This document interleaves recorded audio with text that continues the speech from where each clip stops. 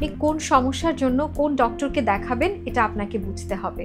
যেমন আপনি উঁচু নিচু ফাঁকা দাঁত বা আঁকা বাঁকা দাঁতের চিকিৎসা করাতে যাচ্ছেন, যার জন্য আপনার হয়তো সৌন্দর্যের প্রবলেম হচ্ছে, বা আপনার খেতে বা কথা বলতে সমস্যা হচ্ছে, আপনার সোশ্যাল অ্যাপিয়ারেন্সে প্রবলেম হচ্ছে, সেজন্য আসলে কোন ডক্টরকে আপনার সিলেক্ট করতে হবে। আপনি যদি তখন একজন ডেন্টাল সার্জনের কাছে ট্রিটমেন্টের জন্য যান, এটা কিন্তু সঠিক নির্বাচন হবে না। আপনাকে স্পেসিফিক্যালি অর্থোডন্টিস্টের কাছে যাবে, যিনি প্রথমে ডেন্টাল সার্জন, এরপরে উনি স্পেশালিস্ট ইন অর্থোডন্টিস্ট।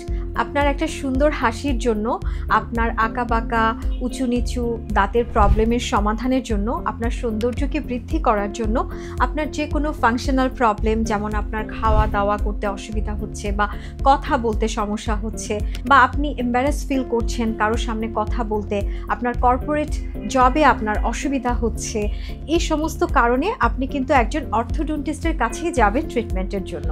আপনার অর্থোডন্টিস্ট এক্ষেত্রে আপনাকে বেস্ট সমাধানটা দিবেন, আপনার জন্য বেস্ট ট্রিটমেন্টটা করবেন। সেজন্য এই ধরনের সমস্যায় আপনি তার শরণাপন্নই সবার আগে হবেন। আপনাকে একটা এক্সেলেন্ট স্মাইল উপহার দেওয়ার জন্য আমরা অর্থোডন্টিস্টরা কিন্তু একদম ready. We believe excellence in every smile.